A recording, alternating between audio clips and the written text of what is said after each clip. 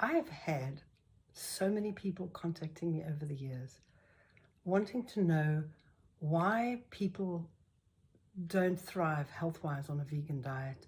It got really bad recently when Bear Grylls announced that he was embarrassed that he used to be a vegan. He said he's changed to eat organ meats and he's eating some whole grains and some sweet potatoes and some fruit and a bit of raw honey, but mainly organ meats. And he says his health has improved dramatically. He's stronger and he's got more endurance and he just feels so much better. And so people are contacting me and saying, I'm confused. How come people can feel better on this kind of diet? You know, the statistics show that the longest living, healthiest community are the blue zones and they eat a whole food, plant-based diet. How can this be?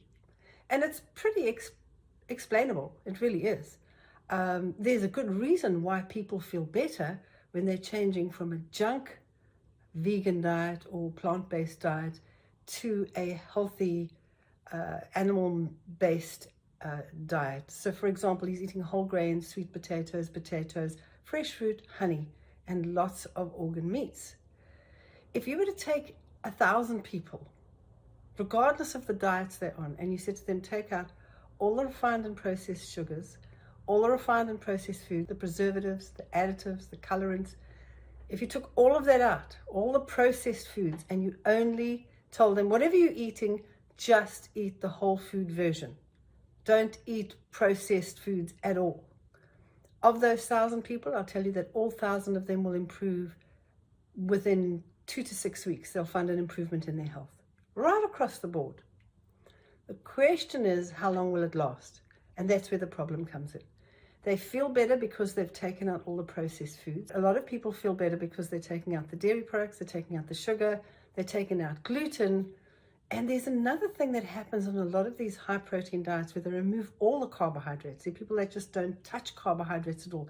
They don't even eat the fruit, they don't eat the whole grains, and they don't eat the potatoes or the sweet potatoes.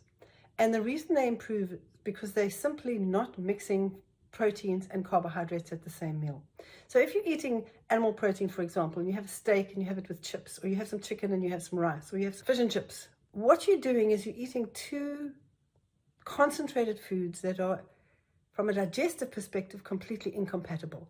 Because concentrated protein like chicken, fish, meat, eggs, and even very high protein nuts and seeds, for example, require a pH in the stomach of between 2 and 3 to digest. And carbohydrates like rice and potatoes and other grains require the ideal digestive environment in the stomach at a pH of 4 and above. You can't have a pH of 4 and above and a pH of between 2 and 3 at the same time in the same stomach. It's impossible. So what happens is people's food starts to ferment. The starches that start digesting in the mouth with a starch digesting enzyme called ptyalin, once they get into the stomach and there's protein there, the stomach secretes hydrochloric acid, which lowers the pH. The starches are partially digested. They're in a warm, moist place. They start fermenting and they produce alcohol, acetic acid, ammonia, and gas. And the gas you'll get rid of, either belch it out, burp it out, or fart it out. That's basically what happens. People get distension of the stomach. If they can't get rid of it, they feel bloated, they feel uncomfortable. They stop mixing proteins and carbohydrates by just removing all the carbohydrates. They feel amazing. I've got more energy, I sleep better, my digestion is better. The problem is the long-term effects of a diet that removes all the simple and complex carbohydrates. The whole food, plant-based side, if you remove the bulk of that from the average diet, you run into long-term problems. So most people feel really great. And I know I've done this myself. I was on the Atkins diet in the 1970s. I was eating eggs and spinach and bacon and cheese, and I think I was allowed peanut butter on that, but there was no fruit and there were no carbohydrates. I felt great initially, but sort of 3 months down the line, 3 months to 18 months, with some people 5 years, they can go that long, and then they start having health issues. And the simple reason for that is you have to have antioxidants in your body. Your cells, at cellular level, that's where health takes place. You've got to have antioxidants, large quantities of them, from plant sources. Fresh fruits and vegetables are our most reliable source.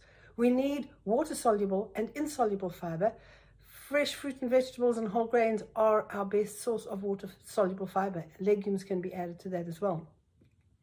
So without those, we don't have enough fiber. When you don't have enough of the right gentle and the insoluble fiber, which is the peels and the seeds and stuff, your digestive tract cannot clean itself out as efficiently as it should. And we find that colorectal cancer becomes quite common. We've also seen with people on high protein, no carb diets, kidney problems, sometimes just bladder infections, and sometimes it's actually long-term kidney damage. And in several instances I've dealt with over the years, kidney cancer has been one of the side effects of being on those diets. So short term, most people are going to feel good because they've taken out all the processed foods, they've taken out all the gluten. Many people take out all the dairy products called sinusitis, tonsillitis, ear infections. They're the most common causes of iron deficiency anemia, together with gluten in the diet, so people can become anemic as well. And it's one of the reasons why vegans and vegetarians become anemic. They've got a lot of gluten, they're eating a lot of bread, they eat a lot of pasta. It's very acidic in the system, but it's also inflammatory in a sense that it can cause and promote autoimmune diseases, just right across the board, from MS, multiple sclerosis, to diabetes, to lupus. There's just so many of these today, so many of these there's thyroid conditions as well that are common autoimmune diseases.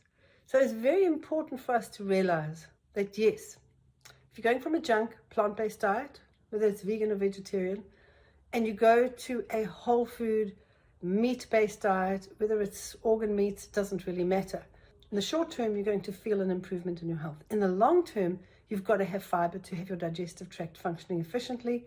Fiber also balances blood sugar. We know that with the antioxidants help protect our body from cancer, for example, heart disease, diabetes. We also know that a high alkaline forming diet and all fruit and vegetables leave an alkaline residue in your bloodstream. And when you leave an alkaline residue in your bloodstream, the energy that's created in your body increases by up to 30%. So you have a lot more energy. You're getting in all your antioxidants. Your body's able to heal itself. Your immune system's able to protect itself. Everything just works better. You don't get bladder infections, for example, especially when you're taking gluten out the diet. When you look at this and you look at people who have changed their diets from plant-based to meat-based, the question you have to ask yourself is, what examples are there of people around the world that follow these meat-based diets? And what examples are there who follow a whole food plant-based diet? So the examples very often quoted is a small tribe in Tanzania called the Hadsas. Now people get a bit confused because there is a tribe living at the foothills of the Himalaya called the Hansas, who were studied for many, many years in the 1950s and 60s. Several people went up there and lived there and studied them and found that these people lived to be 120 years old, but they all ate a whole food plant-based diet.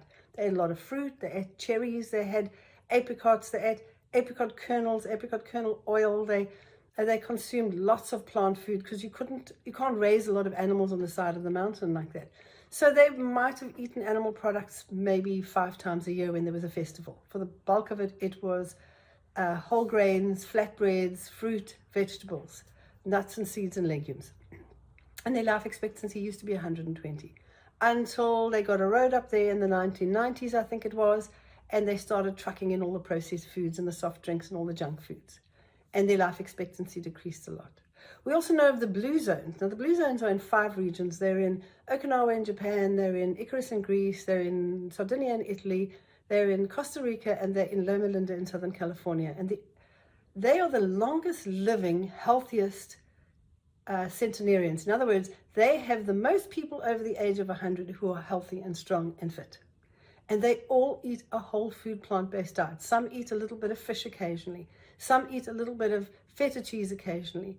But the bulk of them eat a whole food plant-based diet. They do natural exercise. They don't go to a gym. They don't do any formal exercise as such.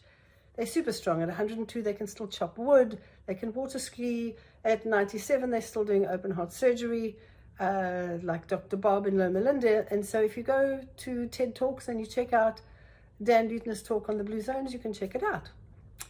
But if you look at the Hadsas, and the other 2 tribes that are mentioned are the Inuits, also known as the Eskimos, and the Maasai warriors. Now, they consume a very high protein diet. The Maasai warrior goes through a 2-year process of drinking a lot of animal blood. Their diet is mainly animal produce. The Eskimos, because there's really not a lot of stuff growing. There's some berries in summer that they can eat, and there's some roots, but they eat a lot of seafood, fish and whale meat and whale blubber, and there's a lot of oil in their diet. So the average life, the life expectancy in the Hadses in Tanzania is 39 years old. That's very short. And the life expectancy of the Maasai and the Inuits are between 40 and 45 years old as well. So you're looking at a life expectancy of up to 45 years eating a high protein diet.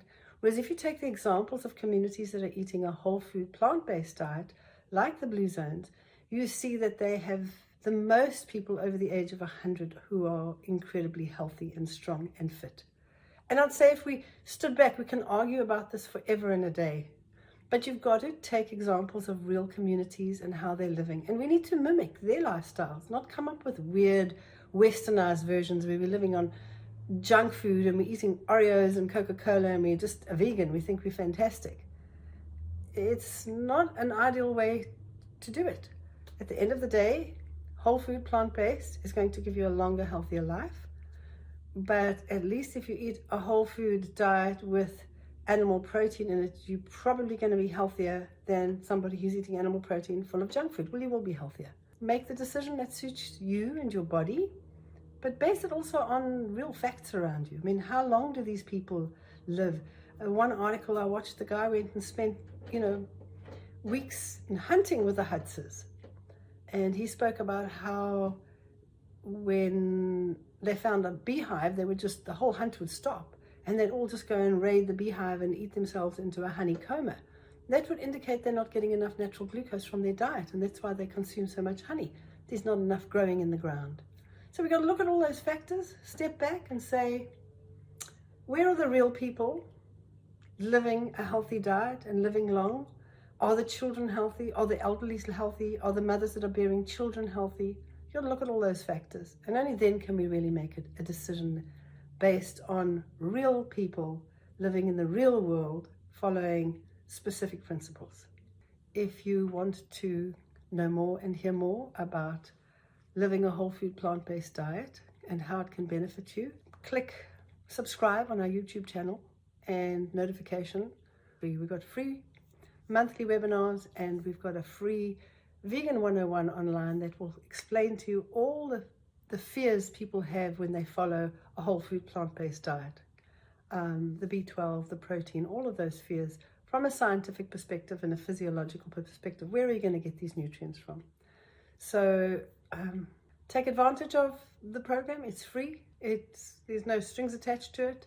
And I invite you to any of our monthly free webinars. You're welcome to attend them.